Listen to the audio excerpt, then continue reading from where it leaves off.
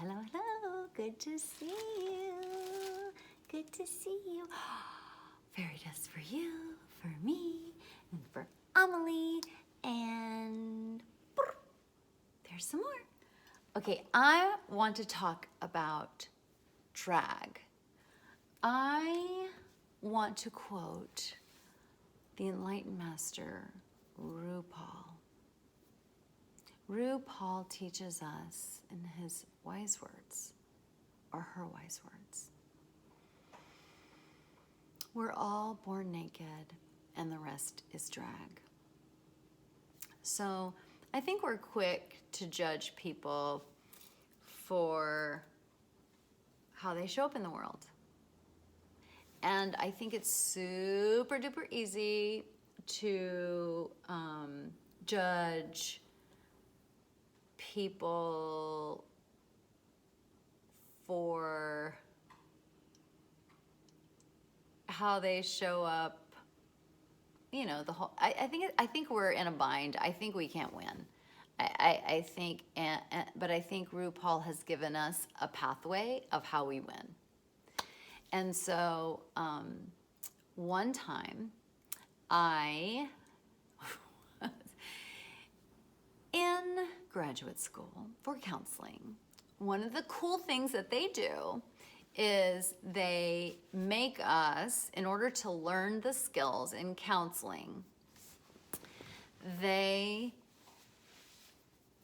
make us do the things that we're going to help other people do. And this is all great and fine and good, and I think it's wonderful, and they should be doing that. And that is, unfortunately, that is one of the one and only times some of the people who go to counseling, who become counselors and get their master's degree in counseling, will ever go to therapy is in graduate school for counseling. I was so disheartened when I went to graduate school because I thought, oh God, these are my people.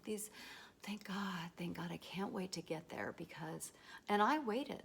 I was so fucked up and I waited to become a counselor until I stopped throwing up 50 times a day. You know, at least I knew I needed to do that. So I had been in therapy all these years and I'm like, okay, I guess I'm in recovery. I can go be a counselor now. And so I'm like, and I can't wait to meet all these people who, you know, obviously have done, you know, all their personal growth work, and come to find out most of them have never even been to a therapist one time. Wow. Okay. So, that was disheartening, to say the least. So it was a very good thing that they made us do counseling with each other, and then one of the classes was group counseling. And so I looked like this by the time I was in graduate school. I looked super cute, adorable, and pretty, and you know, I had the same sort of style, not as finessed as it is now, and not as expensive as it is now, because we're doing better. And so, okay, so, and I was working hard. I wasn't as conscious as I am now, and I was still a fucking pleaser, and you know, always, and also needed to make it those fucking A's and show them I was the best, I was the best student and the best fucking counselor. I was out to impress, so still super unconscious. And I was working really, really hard, probably way harder than the other people in there. And so, and I was really, and also I had an ulterior motive. So shitty. I wanted to work in the counseling center where the leader of the group counseling class was the head of. So fucking shady. So I want to impress her with how, you know, vulnerable I was going to be in this group, and also how, you know, smart I was and all that shit, and how as hard you know, so it's like, let me bleed for you to, you know, tell you all my shit. Of course, nobody else was doing it. No one else was bearing their fucking soul. Sorry, just having, advanced bitches have no regrets, so I do not regret this, but it is still embarrassing to tell the tale.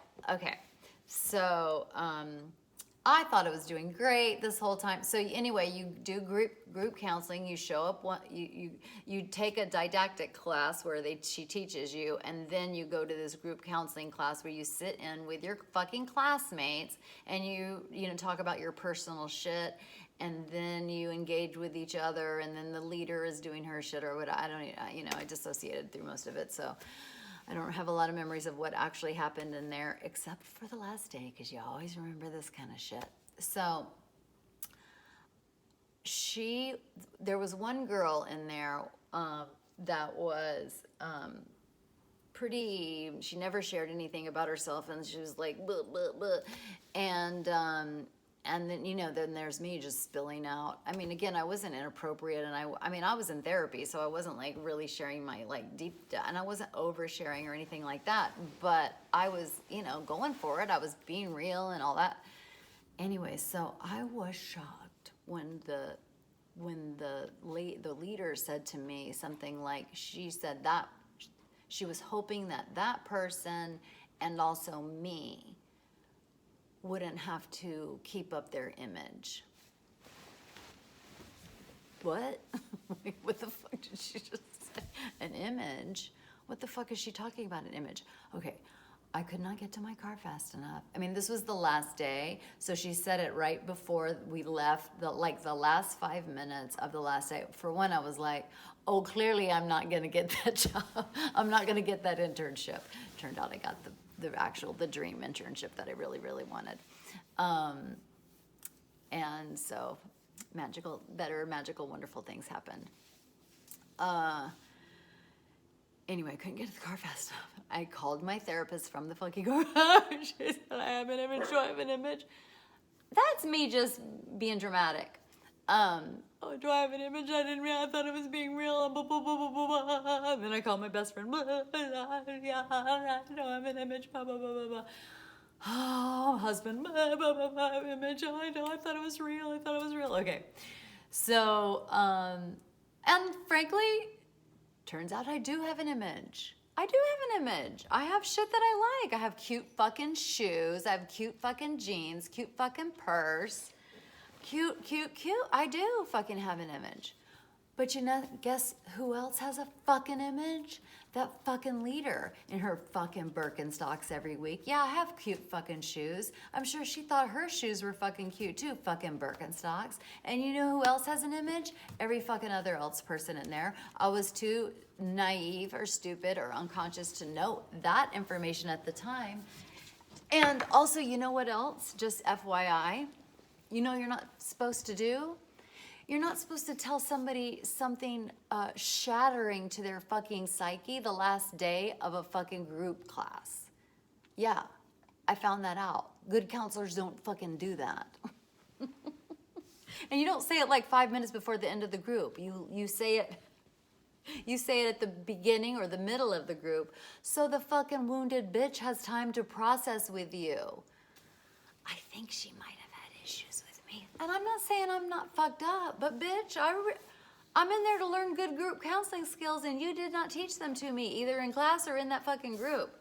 So again, I'm not saying I'm not a busted chick, and I'm not saying I'm not fucked up, and I'm not saying any of this, but I don't think you're supposed to wound your counseling students with this shit. Point being, I learned a very valuable lesson, and I thank her very, very much for this lesson. But I learned what I learned not from that fucking bitch, and not from that fucking group counseling class, and not from my fucking master's fucking degree, but what I learned from RuPaul is that we're all in fucking drag. I'm fucking in drag. I have a fucking image. But guess what? So does that counseling teacher. So do you in your Lululemon. So do you in your business drag. So does every fucking else. So do the McDonald's employees in their McDonald's drag. So everybody, if you have clothes on, you're in your drag. You're in your Whole Foods drag. You're in your Pure Bar drag. You know, we're all in our fucking drag. Okay, enjoy your drag today. Own the shit. Beam, shine. Love you. Bye.